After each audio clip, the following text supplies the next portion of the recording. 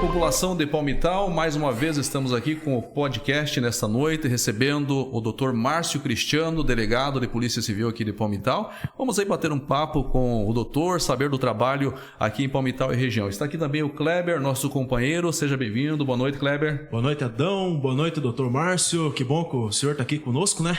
Depois de muita conversa e tudo, conseguimos acertar uma data certinho para o senhor vir aí e agora tá aí, né? E para iniciarmos a nossa conversa, Kleber, vamos também agradecer os nossos patrocinadores, né? É isso aí, Adão. Mandando um abraço aí lá pro Renato, da Academia Atitude e Movimento aí, que tá patrocinando a gente. Também o Fernando Tufão, né? Fernando Obal, que tá patrocinando a gente também. E a Silvânia Móveis. Silvânia, né? Móveis, exatamente. E também a Adão Informática, né? Com certeza, Adão Informática. Tá certo. Doutor, seja bem-vindo. Boa noite.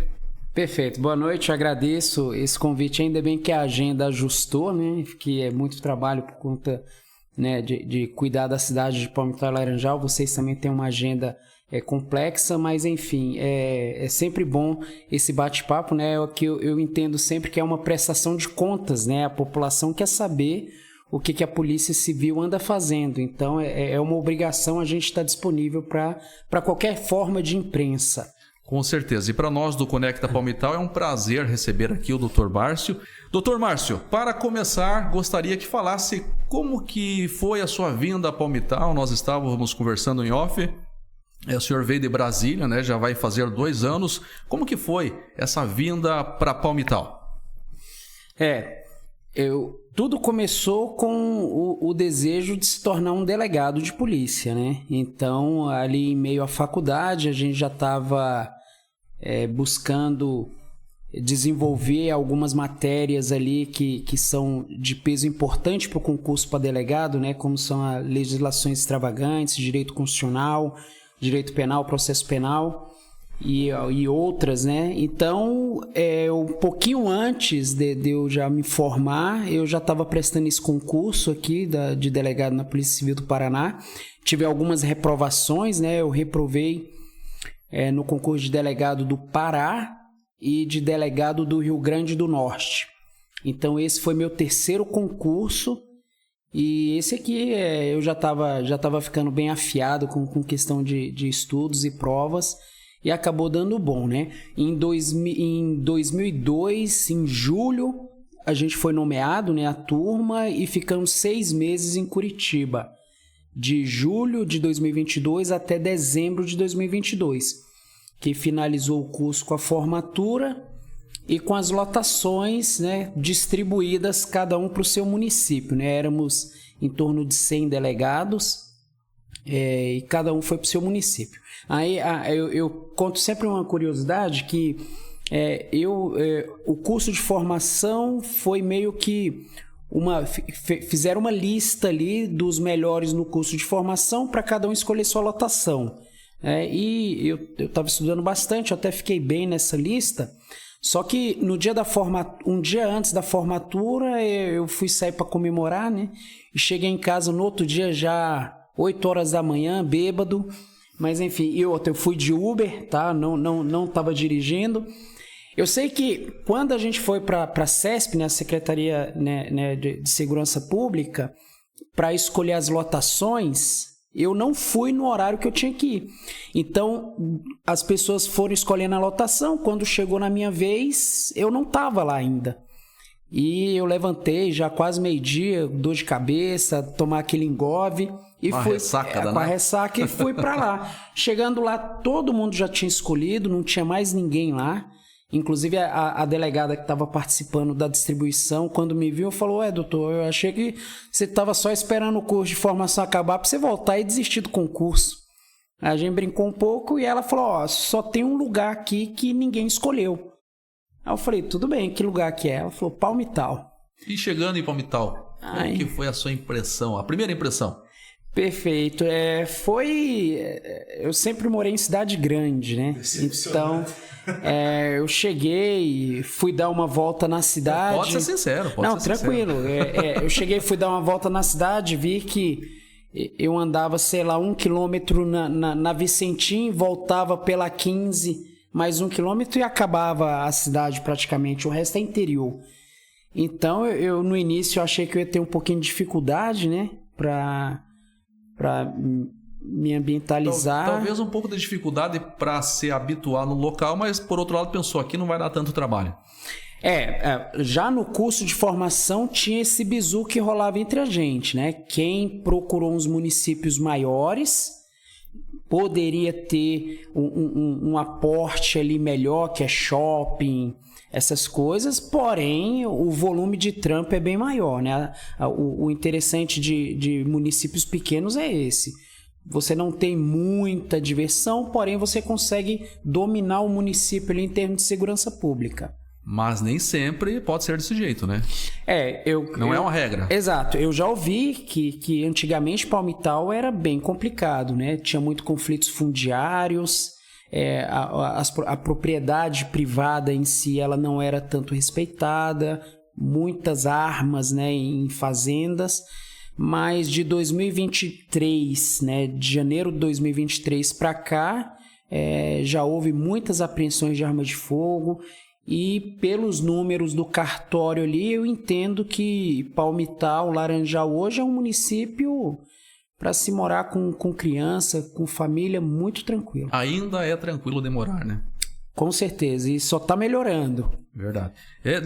Nós estamos conversando aqui, né? Você é formado em matemática, em física. Como que é sair das exatas para um cargo como este delegado? Totalmente diferente, né? É uma carreira totalmente atípica, né? Eu girei 180 graus e fui pro lado oposto. Isso em 88, o meu irmão mais velho é advogado lá em Brasília, tem escritório e atua na seara trabalhista, previdenciário. Em 88 ele me deu um livro daquele físico Stephen Hawking, era dos Big Bangs aos buracos negros, né? Eu tinha 10 anos na época e fiquei fascinado pelaquela coisa de você ler e não entender nada. É um livro maravilhoso, por muito sinal. bom, muito bom. Aí, aquilo me despertou a curiosidade, eu fui para fazer matemática, física, estudei física na Unicamp, né, Universidade de Campinas, voltei para Brasília, fiz o UNB, e depois eu passei um tempo na Itália, fui para estudos também, estudei na Universidade Estadual de Milão, e depois eu fui para fazer uma especialização de 6 meses, 8 meses e voltar. Só que acabei ficando e viraram 10 anos lá. E quando eu voltei, já em 2013 para 2014, eu não quis mais saber de física. Eu tive alguns convites para dar aula para nível médio, né, no ensino médio, mas eu já tinha mexido com algumas coisas mais complexas, eu não queria voltar para as lições ali de ensino médio e resolvi fazer direito. Foi daí que veio essa história de fazer direito, já velho, porque geralmente a minha primeira faculdade foi com 16 anos, agora depois eu aos 39 e 40 voltando para a faculdade. Mas com uma experiência, uma bagagem boa, né? A bagagem ninguém te toma, né? A bagagem você carrega ali. Sim, sim. Voltando no assunto da física, que é até uma área que eu me interesso muito. Você foi lá para estudar o quê? Você foi fazer uma especialização, um mestrado, um doutorado? Qual o ramo da física que você foi? Eu fui para fazer uma especialização. Eu já dava aula de matemática e física numa escola bem particular ali em Brasília, uma escola muito avançada. Eu era aluno, depois virei professor e fui fazer essa especialização. Eu fui para física teórica, né, justamente na mecânica quântica.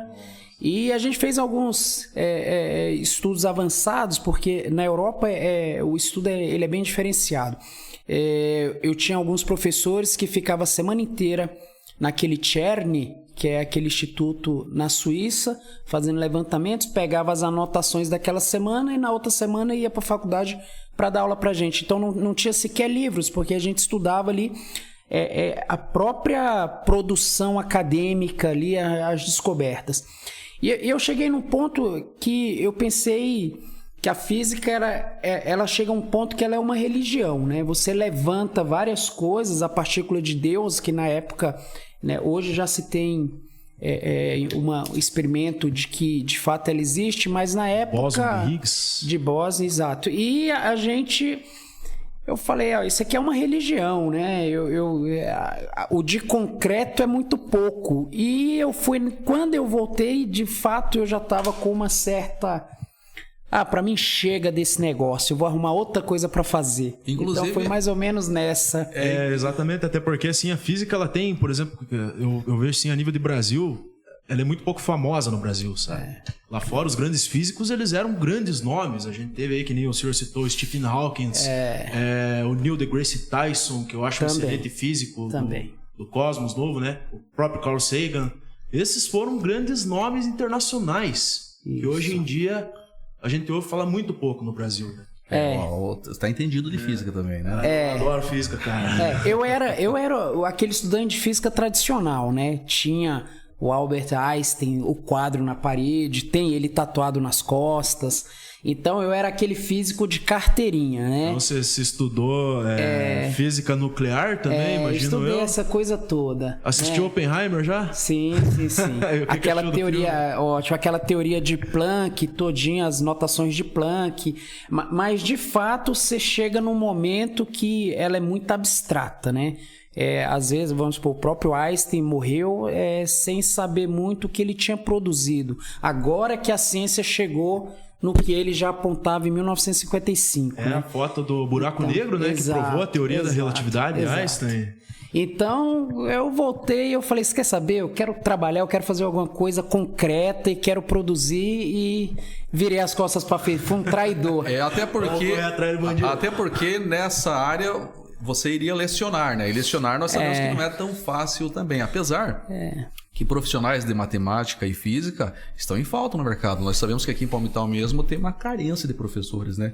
Nessa área. São áreas boas e que muitas pessoas não gostam também, né? Que na verdade a carga horária de física no estadual é muito pequena, né? E tem que gostar também, né?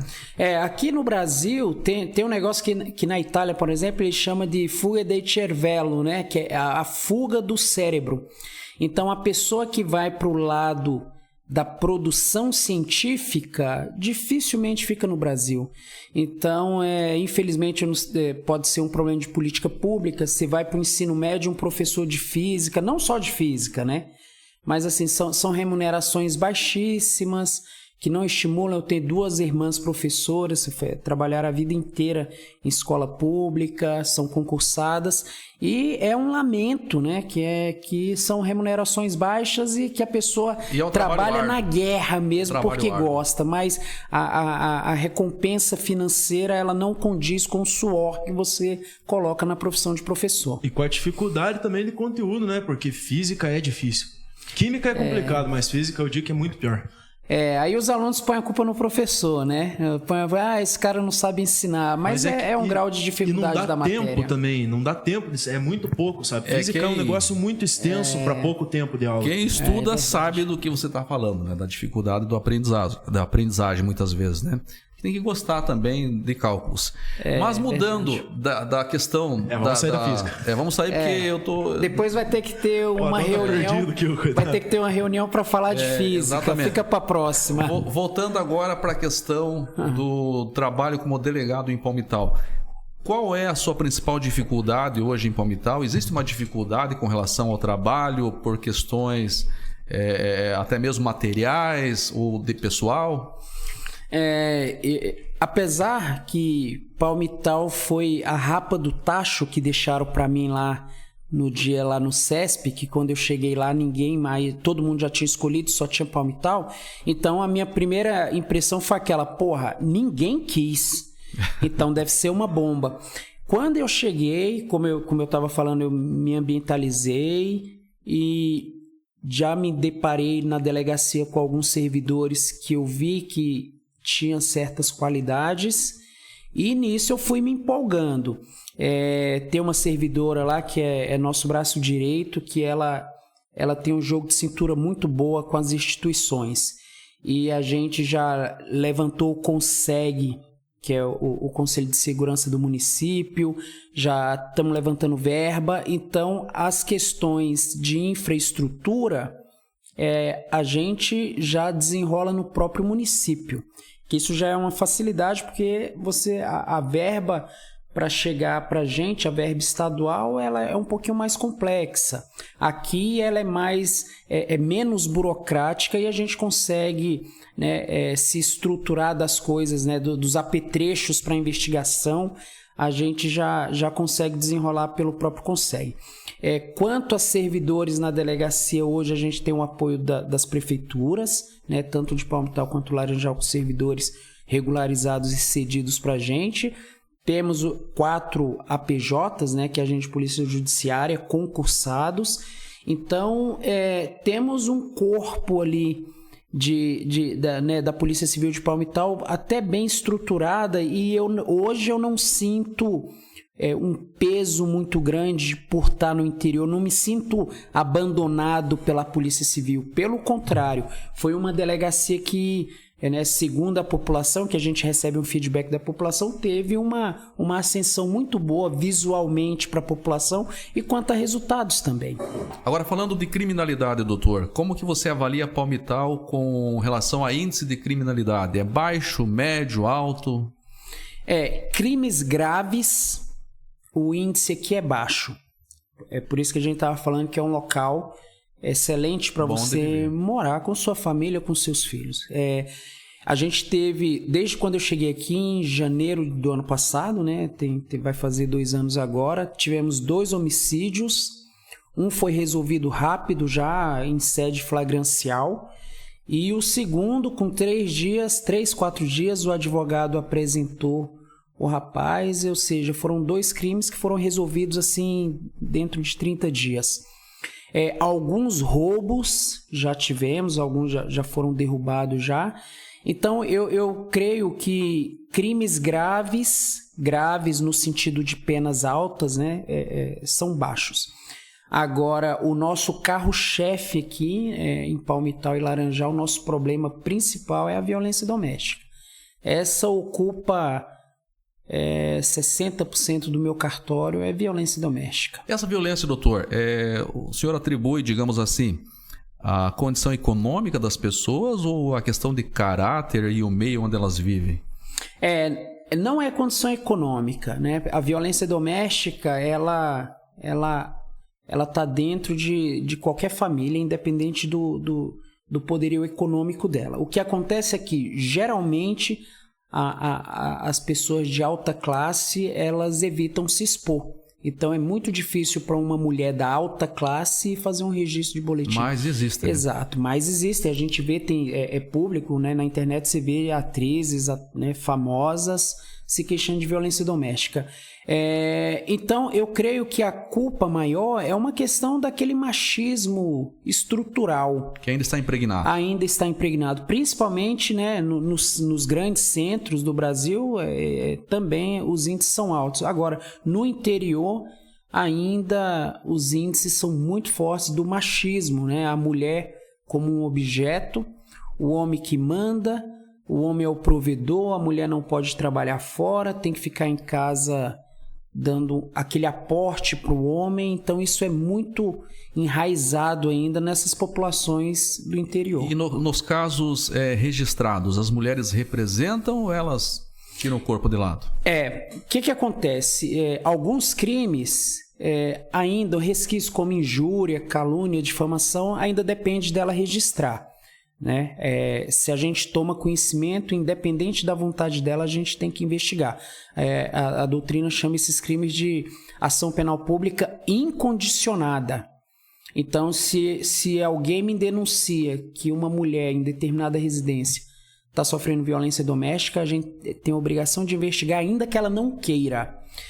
Agora, o que acontece? Como o crime de violência doméstica, a doutrina chama de crimes às escuras, porque às vezes nem sequer tem testemunha, que mora só o casal. Então, em algum momento, a gente precisa que ela registre o boletim, ou que um vizinho veja alguma coisa para dar aquele start na atividade policial. Então eu creio, né, que muitas mulheres em Palmital e Laranjal sofrem de violência doméstica, mas a gente ainda não sabe, né? Então é por isso que a gente sempre pede a colaboração de um vizinho, de um amigo que sabe, para passar para a gente.